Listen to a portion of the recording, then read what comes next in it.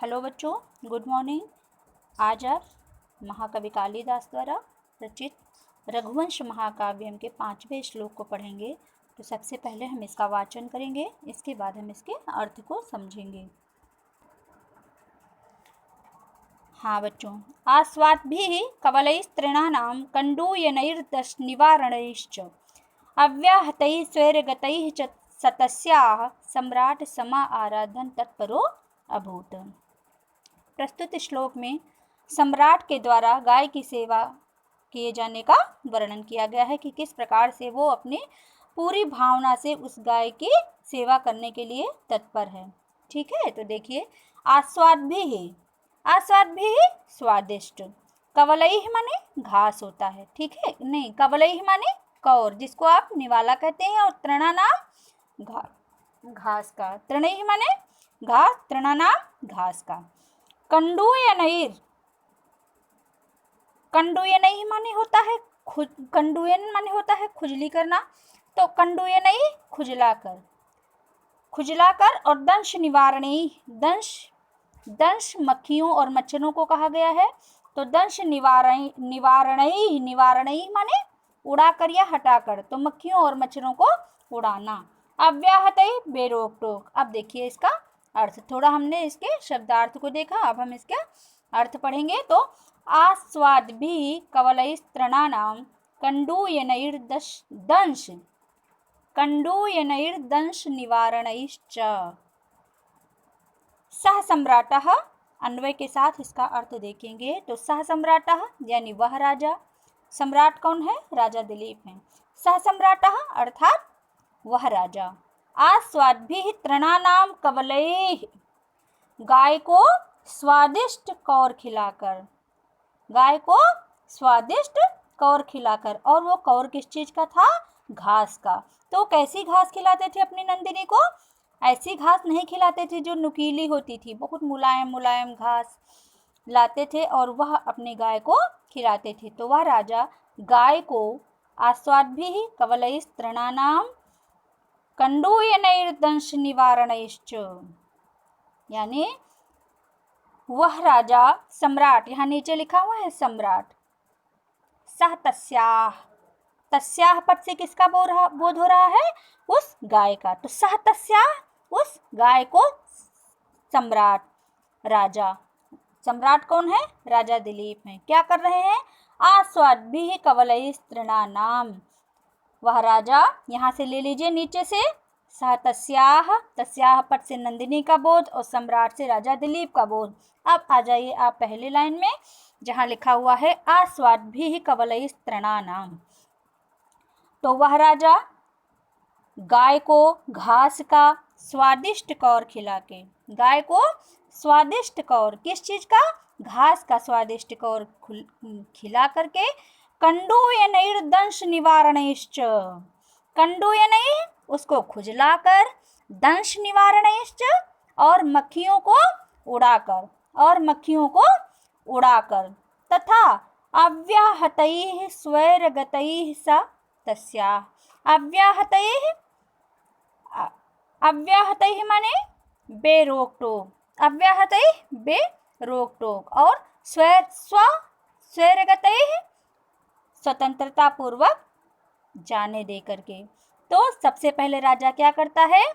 उस गाय को घास का स्वादिष्ट कौर खिलाते हैं, उसके बाद उसको खुजलाते हैं, फिर उनके ऊपर से मक्खियाँ उड़ाते हैं, और फिर उस गाय को बिना रोक ठोक स्वच्छंद विचरण करने देकर, स्वच्छंद स्वैरगतैः स्वतंत्रता पूर्वक जाने दे करके, समाराधन तत्परो अभूः, समाराधन सेवा में, आराधन लग गए, समाराधन तत्परो अभूः, तत्पर मतलब लग गए। तो इस प्रकार से उन्होंने क्या क्या किया उस गाय के लिए?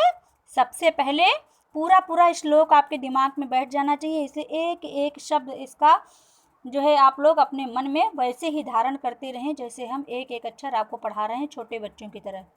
ठीक है, तो यहाँ सबसे पहले आपको क्या करना है? नीचे से ले लेना है वृत्ति की सम्राटः कौन है? वह राजा हैं, राजा दिलीप हैं सम्राट। किसको? सह तस्याह, तस्याह पद से किसका बोध हो रहा है? गाय का, अर्थात नंदिनी का। तो सम्राटः सह तस्याह, सम्राटः सह सम्राटः तस्याह, किसको?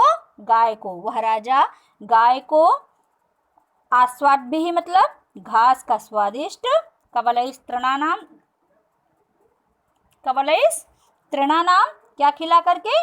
स्वादिष्ट कौर खिला करके, कंडूयनैः खुजलाकर, दंश निवारणैश्च, दंश निवारणैश्च और मक्खियों को उड़ाकर, तथा अव्याहतैः स्वैरगतैः स तस्याः, अव्याहतः मतलब बाधा रहितैः अर्थात बिना रोक टोक लगाए, स्वैरगतैः, स्वैरगतैः, स्वैरगतैः मतलब स्वच्छंद गमनैः मतलब स्वच्छंद विचरण करने के लिए उसको छोड़ देते हैं। और इस प्रकार वे सम्राट समाराधन तत्पूर्वभूत, इस प्रकार वह राजा जो है नंदिनी गाय को बिना रोक ठोक जाने देते हैं। और पूरे श्लोक में राजा गाय की सेवा में लगे रहते हैं, ऐसा वर्णन किया गया है।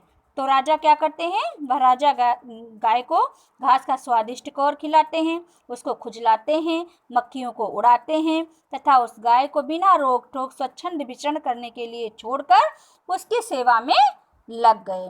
ठीक है, अब इसका थोड़ा संस्कृत का अर्थ जानिए, क्योंकि आप संस्कृत का अर्थ भी बराबर लिख रहे होंगे। तस्याह भोजनार्थं स्वादयुक्तं तृणं प्रयच्छन् तस्याह, तस्याह भोजनार्थम उसके भोजन के लिए, स्वादयुक्तम मतलब स्वादिष्ट, तृणम माने घास।